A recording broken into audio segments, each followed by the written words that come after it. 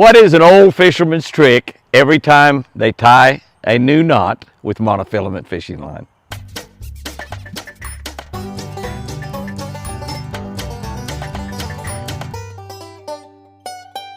Good morning, guys and girls. March 30. March 31. 1 day left. That's it. 1 day left in the month. And I think next month only got 30 days. 30 days has September, April, June, and November. I believe that's right.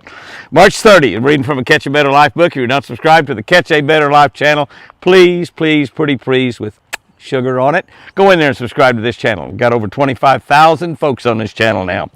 Okay, we're looking at the books of James, the book of James 1:14. Each one is tempted when he is drawn away by his own desires and enticed. Now, I heard a preacher preach one time that God will never tempt you. God will not tempt you. He will test you, but he will not tempt you. I've read the Bible completely through every single year since I was in my mid-20s, 24, 25, 26 years old, something like that when I started. I've never seen, I keep looking for a verse after I heard that preacher preach that sermon. I keep looking for a verse or something where God tempts us. But it says right here in the book of James 1:14, each one is tempted when he is drawn away by his own desires and enticed. Y'all know I'm not a preacher. You know I'm I don't have any theological training whatsoever. But I really did a little research on this one right here because it was difficult for me to write that verse, to work on that verse. And I picked it out. I don't know why. God just told me to write something on that verse. So here's what I wrote about it. Little tiny jigs with small, soft plastics attached have always been almost irresistible to fish. They just can't hardly pass them up. Little tiny jigs with some small little 2 inches or 3 inches of soft plastic attached to it. What we used to do is just use the tail ends of the worms that we usually just cut a couple, 2 or 3 inches off the tail end of the worm. Usually some worms we had already used the front part of. I remember finishing second place to Jerry Ryan back in a BASS tournament on Lake Ouachita in Arkansas, and I had to look this up, in 1981. That's right, 1981. That's Lordy, that's over 40 years ago. Over 40 years ago, 1981.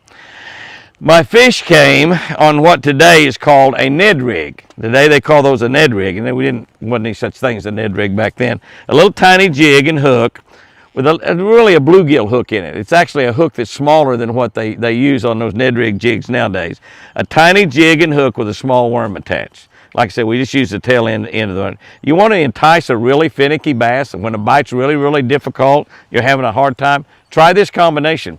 The little jig that I was using was about the size of your thumbnail, and it was flat. It wasn't a round head or any kind of jig. We didn't have football head jigs back then. It was a flat. It was sort of like about almost as big as a dime, and it was about as flat as a dime. Probably somewhere between a 16th ounce and a 32nd ounce. I really don't know what it was.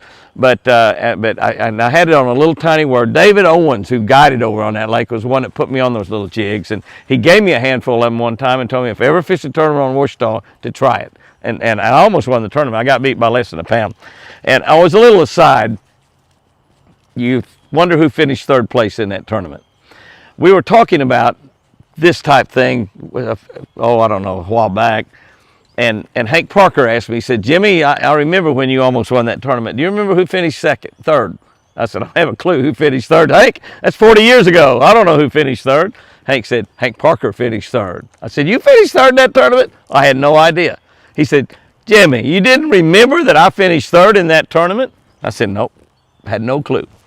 He said, I can't believe that. One of my best friends. I couldn't believe that you don't remember that I finished third place in that tournament. I said, you can't believe that? He said, no. He's a little upset, to be honest with you. It kind of hurt his feelings a little bit. And I said, Hank, you remember who finished fourth? He said, I don't have a clue. Remembered who finished ahead of him, though, Jerry Ryan and Jimmy Houston, yeah. And that's just the way it is in tournament fishing. That's just kind of a little side story. All right, here's where I got a little deep in this. In Greek, the phrase drawn away, because it says in here, each one is tempted when he is drawn away by his own desires. In Greek, the phrase drawn away describes animals that are trapped and drawn away to their deaths. That's the word that's used, if you look the Greek word up.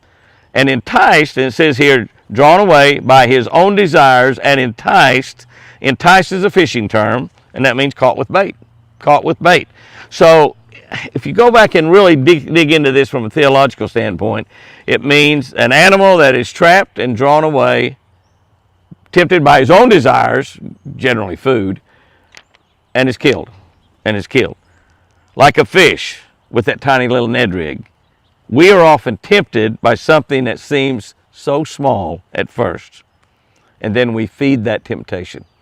The temptation may be small, and we feed it with our own desires, such as, say, lust, the sin of flesh that leads to adultery, and lust for other worldly pleasures and things that leads to many things.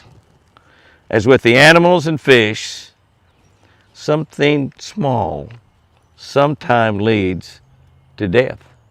Something small that starts out as a little bitty temptation will lead to death. Physical death. So, when you face these little small temptations, turn to God.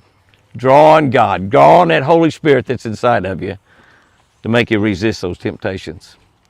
So far, guys and girls, I haven't found anywhere in the Bible where God tempts us. We are tempted, right here as it says in James, by our own desires.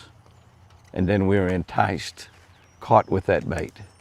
And sometimes that leads to death. Here's our tip for today. It's always good to wet your fishing knots on monofilament line before you clench them down. So once you've got that knot and you're getting ready to cinch it down tight, put it in your mouth, put a little wet on it. That cools it a little bit and allows it to tighten down with not heating up. When you cinch that knot down, you heat it up. Same thing on fluorocarbon. Braid doesn't make any difference. But on monofilament, on fluorocarbon coated, it's always a good deal. Put that knot in your mouth before you make that final cinch down. Guys and girls, go out there and have you a great one today. And remember, I sure do love you.